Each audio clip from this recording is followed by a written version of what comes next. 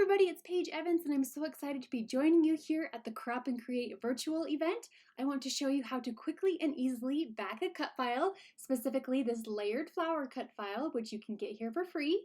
And then we'll use my Go the Scenic Route collection with American Crafts to turn it into a MemoryDex card. So let's get started.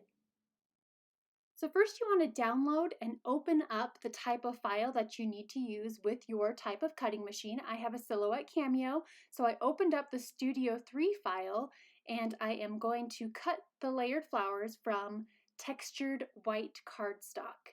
And I like to use a ratchet blade. I like having more control over how it cuts, and then you want to send it to your machine. It takes about 3.5 minutes for the machine to cut out the layers. There are 7 different layers of this flower, and then carefully peel off the background piece and you're left with the flowers. Save these inner pieces. I want to show you a couple different ways how to back a cut file. So grab the inner piece and the pattern paper that you want to use and flip both of them over. So the textured side of the cardstock is down and the pattern that you want showing is face down, and trace the inner piece of that cut file with a pencil. And then time to fussy cut. Now it's important when you're cutting out this piece that you cut it a little bit larger. That way you can add adhesive and it has something to grab onto when you're putting it back onto the cut file. So carefully, you don't have to be too careful, but just loosely cut around the shape, cut it out a little bit bigger using your favorite pair of fussy cutting scissors. And then when you flip it over, you won't be able to see any of the pencil marks. Grab the cut file, so this largest outline of the layered flower, and then using liquid adhesive, place liquid glue on the back side of the cut file. And then carefully put it in place. You can see some of the parts I cut out just a little bit larger, so I'll grab my scissors again and just cut out any of the pieces that are sticking out.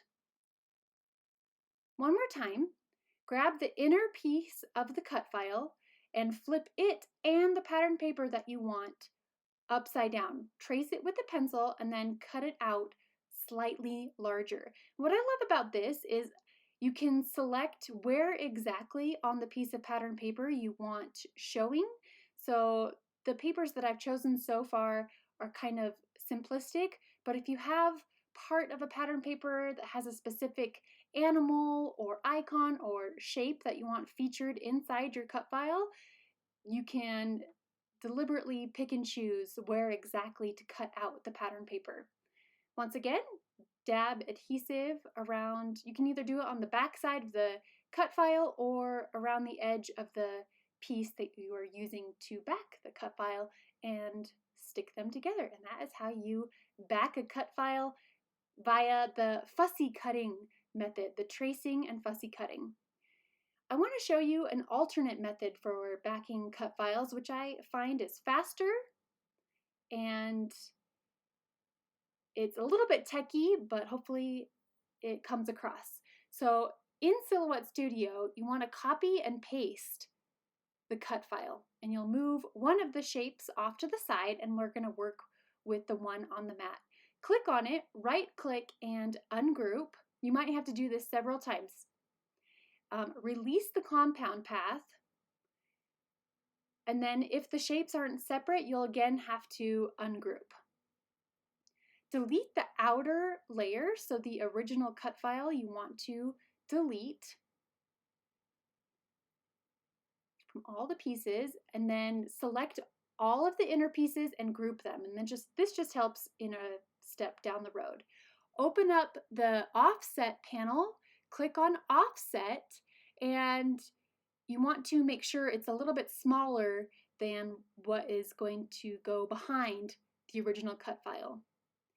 So delete that colored layer, and then to easily cut out all of the pieces in one fell swoop, I like to turn on the grid for the background and then place them into more manageable sections. So for that top left largest flower, it's in a 5 by 5 grid.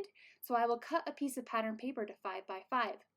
On that bottom left section, that flower, it is in a 4x4 grid. So I will cut a piece of pattern paper to 4x4 and place it on the corresponding spot on the sticky mat.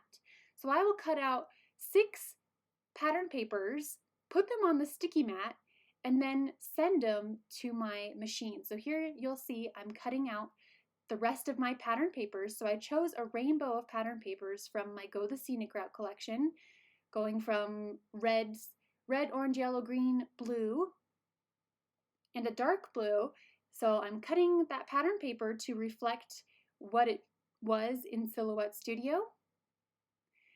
The only downside about this is you don't get the finesse of exactly knowing where the cut file is going to go. So if there was an image or an icon or an animal or a shape that you really wanted to focus on, you don't get to pick exactly where it goes. So that's one benefit to fussy cutting, is you get to pick and choose exactly what is shown. So here I'm just hoping that the rainbow turns out. In the end it does, but if you want to be more specific about the pattern that shows, then I recommend the fussy cutting method. These shapes are very simplistic, so doing it by this method of the offsetting, quick and easy. So here we go. I've sent the shapes to my Cameo, and it's cutting out all of the inner pieces with which to back my layered flowers.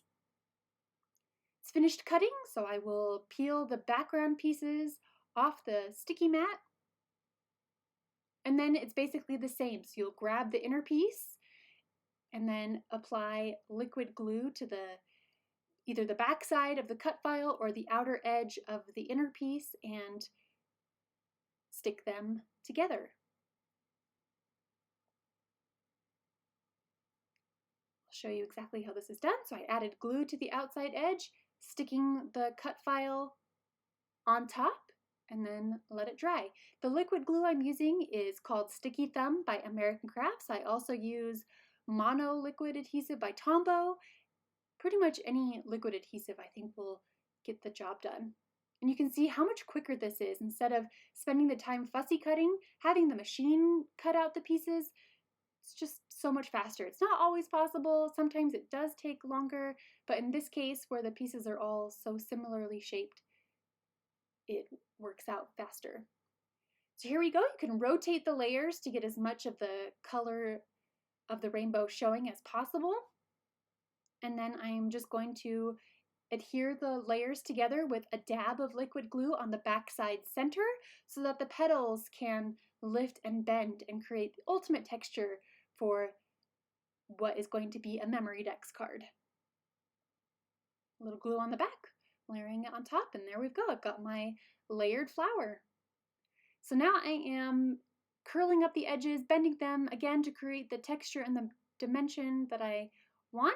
An alternative thing would be to add machine stitching around the edges.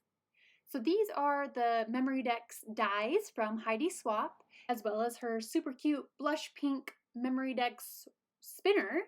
And I'm using this more simplistic shape. Most of it's going to get covered up, so I am using this pattern paper with the colorful butterflies. It's going to bring in all of the colors from the layered flowers and the papers that I chose. And going to go ahead and die cut this out manually. I should have passed it through twice because it didn't cut out all the way, but that's okay. We'll do a little troubleshooting with a pair of fine tip scissors, just finish cutting it out. And then I do want to add some machine stitching to add texture and interest. So I'm going to go ahead and machine stitch it, and trying to film and stitch at the same time. I needed my little helper to film. But anyway, I use a basic running stitch, and it's definitely not perfect, especially around these tight corners. But in the end, I really do just love the texture that it adds. Here you go. You can see it up close. Got this machine stitched edge. You could do this with all of the flower layers, and it has a really cool look. I'm going to attach the layered flower onto the MemoryDex card with a little dab of glue. And you could use these inner flower pieces for a separate project. You could watercolor them, you could stencil over them, so save all your pieces for future projects. I'm just going to embellish very minimally with this happy heart chipboard sticker, also from Go the Scenic Route, and add it onto this spinner.